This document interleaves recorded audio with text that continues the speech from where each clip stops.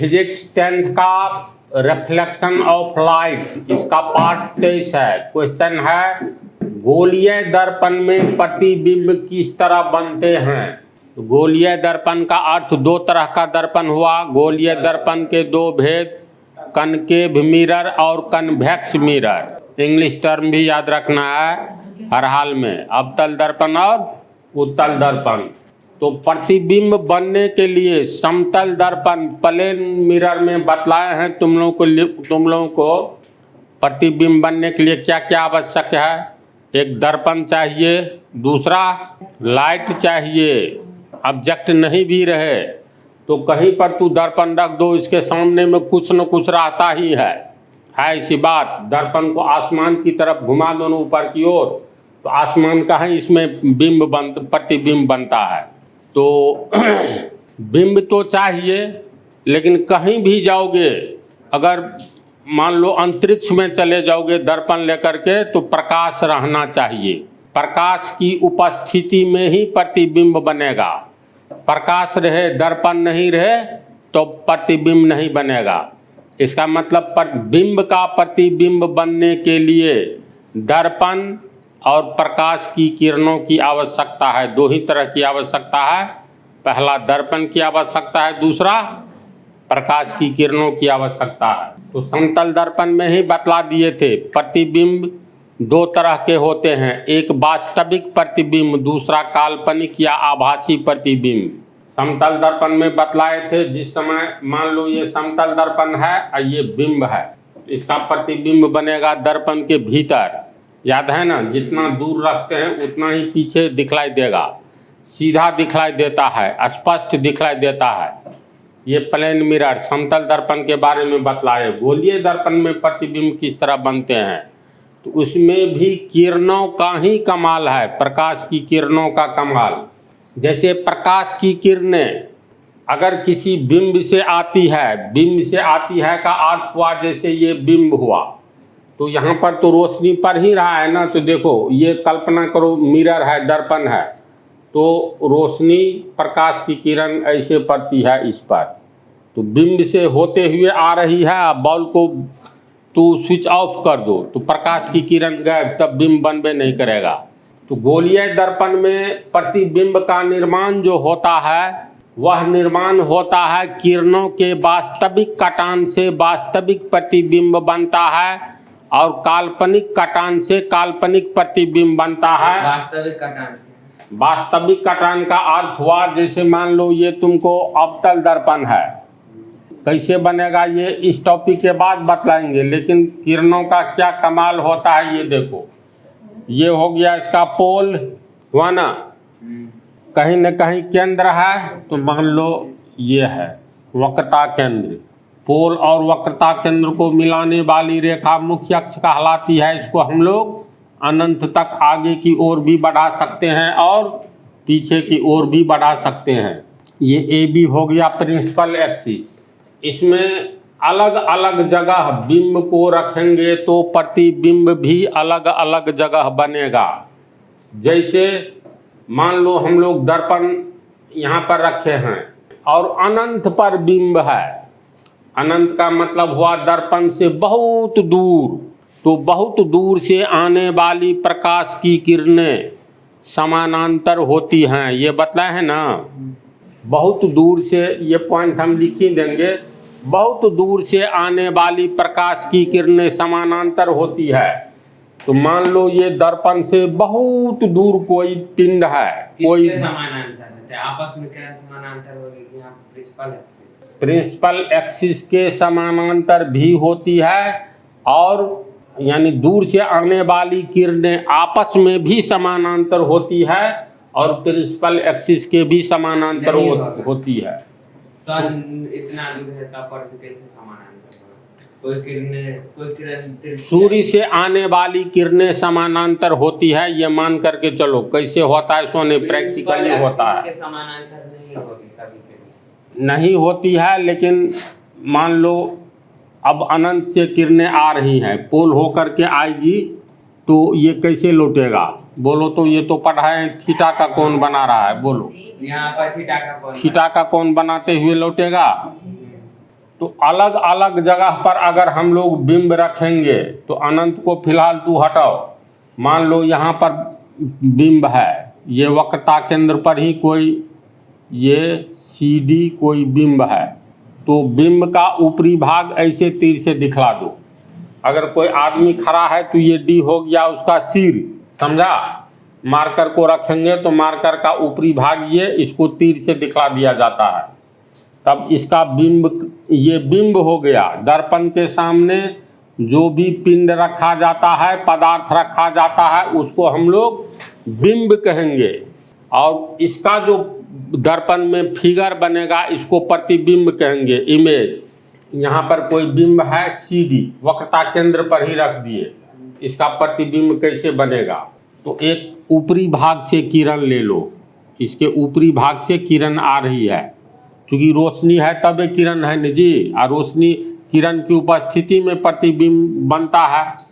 तो मुख्य अक्ष के समानांतर एक किरण लेंगे, बीच में हो गया मध्य बिंदु फोकस। अब तुम ही लोग बोलो, मुख्य अक्ष के समानांतर आने वाली किरणें परावर्तन के बाद कहाँ से गुजरेगी? फोकस से गुजरेगी, तो ये किरण फोकस से गुजरेगी। एक दूसरा किरण ले लेंगे, D बिंदु से आ रही है और F से जा रही है। किरणें तो अनंत आती है, तो किसी दो किरण को दिखलाना है। चलो बोलो, फोकस से आने वाली किरणें अवतल दर्पण में परावर्तन के बाद कैसे लौटेगी? बोलोगे तो अनर्थ हो जाएगा। फोकस से आने वाली किरणें परावर्तन के बाद अवतल दर्पण में कनकेव मिरर में मुख्य अक्ष के समानांतर हो जाती है। तो ये तुमको समानांतर हो जाएगी, यहाँ पर कटना चाहिए, समझा ना। यानी इसको जो दिखलाना है, नहीं केंद्र पर रहता है तो वक्रता केंद्र पर ही प्रतिबिंब बनता है। फिगर को हम सुधार देते हैं ना, ऐसे ये एक दूसरे को काटेगा। फोकस को चुने ही गलत हो गया, फोकस यहाँ पर ये फोकस होगा। फिगर मिटाते हैं फिर बतलाते हैं। देखो, प्रतिबिंब, बिंब को हम लोग दर्पण के आगे कहाँ रखते हैं इस पर निर्भर करता है बिंब का प्रतिबिंब कहाँ बनेगा। तो ये तो एक और से क्रम से हम बतलाएंगे। जैसे मान लो वक्रता केंद्र हो गया, ये हो गया दर्पण, तो PC हो गया तुमको मुख्य अक्ष। अगर केंद्र पर ही, वक्रता केंद्र पर ही अगर हम लोग मार्कर को रख दे और सामने में अवतल दर्पण है, तो ऐसी स्थिति में उसका प्रतिबिंब कहाँ बनेगा? तो एक ऊपरी सिरा से किरण गुजरेगी जो कि मुख्य अक्ष के समानांतर होगी। तो मुख्य अक्ष के समानांतर आने वाली किरणें परावर्तन के बाद फोकस से गुजरेगी। बोलो, ये सब बतला दिए हैं। एक दूसरा किरण जो बिंब के सीधे ऊपरी भाग से लेंगे, जिसको दिखलाएंगे फोकस से आ रहा है, आता ही है। तो ये फोकस से आने वाली किरणें अवतल दर्पण में परावर्तन के बाद मुख्य अक्ष के समानांतर हो जाती है। तब इसमें परावर्तित किरणें, एक ये हो गया परावर्तित किरणें, इसके लिए ये परावर्तित किरणें, और ये आपतित किरण के लिए ये परावर्तित किरणें, दोनों एक दूसरे को बिंदु, इस बिंदु पर काट रहा है। इसको मान लो ये CD बिंब है, तो CD'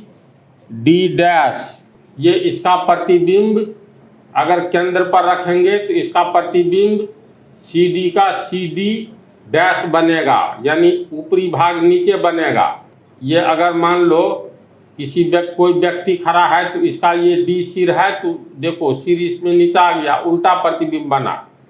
लेकिन वास्तव में देखो तो ये परावर्तित किरणों के वास्तविक कटान से बन रहा है, इसीलिए यह वास्तविक प्रतिबिंब होगा। इसमें अवतल दर्पण में दोनों तरह का प्रतिबिंब बनता है, वास्तविक प्रतिबिंब और काल्पनिक प्रतिबिंब, रियल इमेज और वर्चुअल इमेज। तो कैसे बनता है? तो अवतल दर्पण में किरणों के वास्तविक कटान से, यहाँ देखो बिंब से जो किरण आ रही है, बिंब से होते हुए तो ये परावर्तित हुई, वास्तव में परावर्तित होती है, और ये भी किरणें परावर्तित हुई। दोनों परावर्तित किरणें एक दूसरे को डी डैश पर काट रहा है, इसलिए बिंदु बी का प्रतिबिंब डी डैश, इससे नीचे वाला का ठीक इससे ऊपर, फिर नीचे वाला का इसी ढंग से बनता जाएगा। और ये जो है नीचे वाला पोर्शन का यहीं पर बनेगा, यानी जितना बड़ा बिंब है उतना ही बड़ा प्रतिबिंब बनेगा। लेकिन किरणों के वास्तविक कटान से ये प्रतिबिंब बना, इसीलिए इसे वास्तविक प्रतिबिंब कहेंगे। वो तो शैडो हो गया। शैडो नहीं हुआ, छाया नहीं हुआ, रियल इमेज है ये। तो उसको हम देख नहीं पाएंगे। एकदम देख पाओगे, पहले कैसे बनता है वो दिखला भी दिया जाएगा, यही ना। कैसे देख पाएंगे? वो तो मिरर में देख भी पाते दर्पण में, लेकिन यहाँ पर दर्पण है ही नहीं। इधर दर्पण है, देखो अभी स्टार्ट किए हो, कहाँ कहाँ बनता है, कैसे बनता है ये पहले सीखो, अब प्रैक्टिकल ये सब देख भी लोगे। नीचे वाला पार्ट का कैसे बनेगा? मतलब फिलहाल तुम लोगों को इस क्वेश्चन के अनुसार ये जानना है जो गोलीय दर्पण में प्रतिबिंब किस तरह बनते हैं। तो आंसर है गोलीय दर्पण में किरणों, परावर्तित किरणों के वास्तविक कटान से वास्तविक प्रतिबिंब बनता है, एवं किरणों के काल्पनिक कटान से काल्पनिक प्रतिबिंब बनता है। इसी में जैसे तू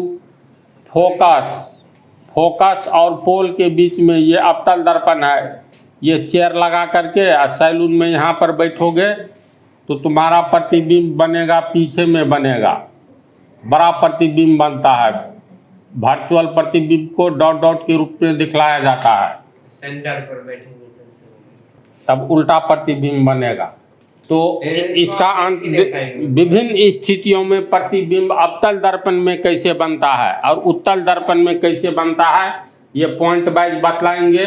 फिलहाल तुमको गोलीय दर्पण में प्रतिबिंब कैसे किस तरह बनते हैं, तो ये गोलीय दर्पण में आपतित किरणें जब परावर्तित होती हैं और ये परावर्तित किरणें वास्तव में एक दूसरे को काटती है तो वास्तविक प्रतिबिंब बनता है। एवं वास्तव में नहीं काट करके काल्पनिक ढंग से काटती है, अर्थात किरणों को जब हम दर्पण के पीछे डॉट डॉट के रूप में बढ़ाएंगे तो जिस बिंदु पर काटती हुई प्रतीत होगी उसी बिंदु पर प्रतीत होगी, तो उसी बिंदु पर वर्चुअल इमेज यानी काल्पनिक प्रतिबिंब का निर्माण होगा। लोअर पार्ट का अपर पार्ट में बना, मतलब ऊपरी। देखो इसका पोजीशन अलग अलग, इसमें 5 स्थिति में प्रतिबिंब कैसे बनता है ये तो बतलाएंगे, लेकिन वास्तविक कब बनेगा, परावर्तित किरणों के वास्तविक कटान से। जैसे यहाँ पर बना है, ये किरण वास्तव में ये इसका ये परावर्तित किरण एक दूसरे को यहाँ काट रहा है, ऊपरी बिंदु का यहाँ बनेगा, फिर इससे नीचे आओगे यहाँ बनेगा, इससे नीचे आओगे इसका यहाँ बनेगा, इस तरह यहाँ पर यहीं बनेगा, इस तरह इसका प्रतिबिंब ये बनेगा, उल्टा बनेगा।